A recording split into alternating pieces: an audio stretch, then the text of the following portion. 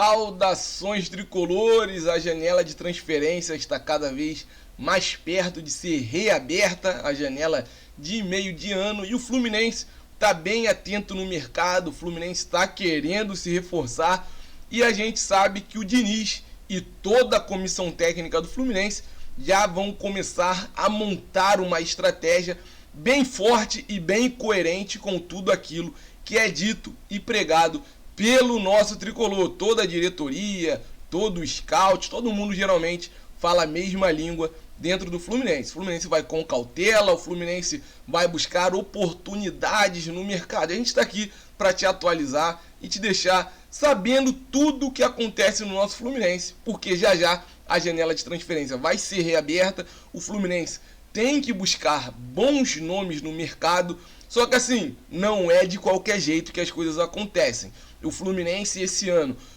reforçou o seu elenco, trouxe alguns jogadores como o Guga, como o Keno, como o Lima, teve também a chegada de goleiro, chegada de zagueiro, a chegada do Marcelo. Alguns jogadores tiveram o seu contrato renovado, outros tiveram uma extensão contratual. Então o Fluminense teve um aumento grande na sua folha salarial por mês. E lógico, no final do ano a conta não é tão simples de fechar.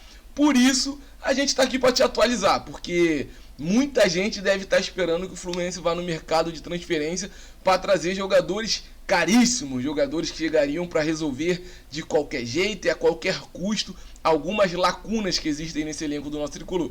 Mas não é bem por aí, minha rapaziada, e a gente vai deixar tudo claro para você que está aí do outro lado. Só que antes, deixa eu me apresentar, me chamo Gabriel Neves, esse aqui é o canal Quintal Tricolor, estou sempre por aqui te atualizando com muita notícia e muita novidade do nosso Fluminense.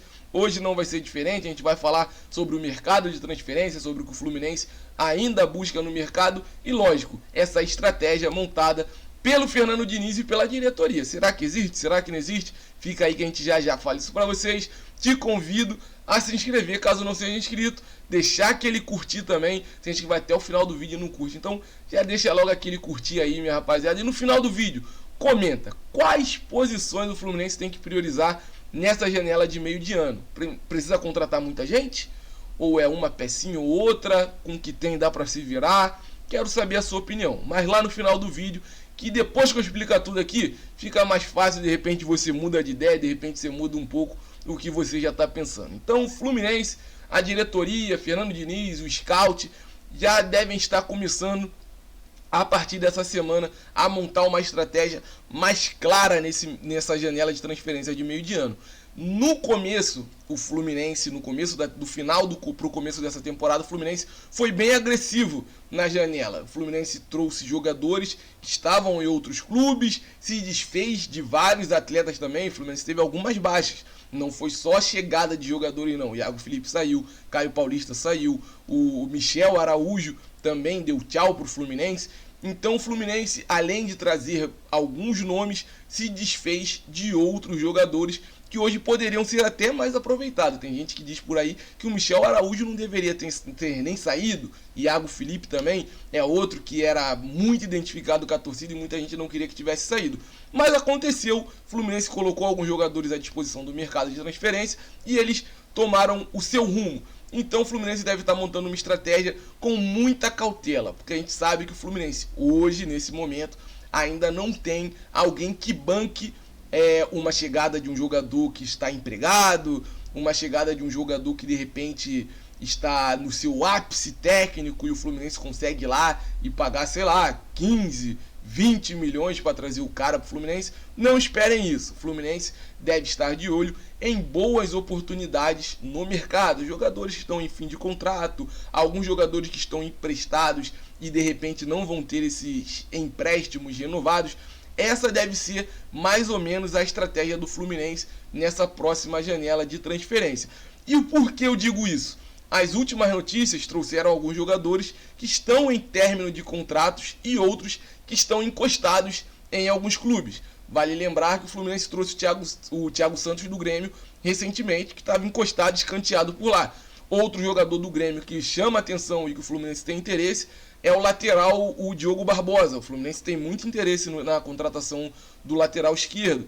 O Arthur, que há uns 2 meses atrás chegou a ser veiculado que ele queria ser treinado pelo Fernando Diniz. Arthur mesmo, aquele que jogou no Grêmio, Barcelona, Liverpool, Juventus, está com seu contrato encerrando e de repente vai estar à disposição no mercado de transferência.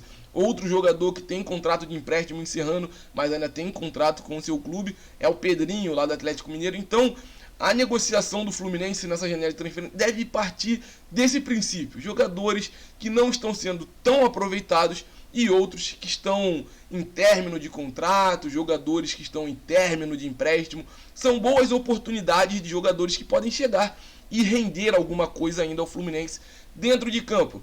Desses nomes que eu trouxe aqui, claro, muita gente vai dizer, mas esse lateral do Grêmio aí não tem que trazer não. Mas o Pedrinho quase não tá jogando no Atlético Mineiro. O Arthur tá lá fora um tempão e nunca jogou metade do futebol que jogou no Grêmio. Entendo, reconheço a sua crítica, só que assim, a gente tem que confiar no trabalho do Fernando Diniz. E minha opinião, hoje, por tudo que ele já mostrou, eu acho que ele tem mais força para chegar na diretoria e falar, olha, vocês querem esse resultado aqui? Então me tragam esses jogadores aqui, para continuar me trazendo os jogadores que vão estar aqui para eu trazer o resultado aqui em cima, não tem condições. Então acho que o Fernando Diniz pode estar batendo o pé e exigindo um pouco mais da diretoria do nosso Fluminense. Então deve partir desse princípio. As contratações não devem ser nenhuma contratação de valor alto, jogador que está no mercado e o Fluminense vai ter que pagar para trazer o cara. Acho difícil, mas sim, teremos chegadas e não duvidem de saídas também não, tá, rapaziada? Não duvidem que o Fluminense vai colocar jogadores no mercado. Então, depois disso tudo, depois de tudo que a gente trocou ideia aqui, qual a sua opinião? Tem que contratar muita gente? Um ou outro jogador? Não tem que contratar ninguém? Com o que tem, dá para levar até o final do ano e continuar brigando nas competições? Deixa no seu comentário aí. Te convido a se inscrever mais uma vez, caso tenha ficado aqui com a gente até o final do vídeo e não seja inscrito no Quintal Tricolor. Tamo junto, minha rapaziada. Não esquece de curtir, não esquece de compartilhar com todo mundo e o céu é o limite para o Fluminense.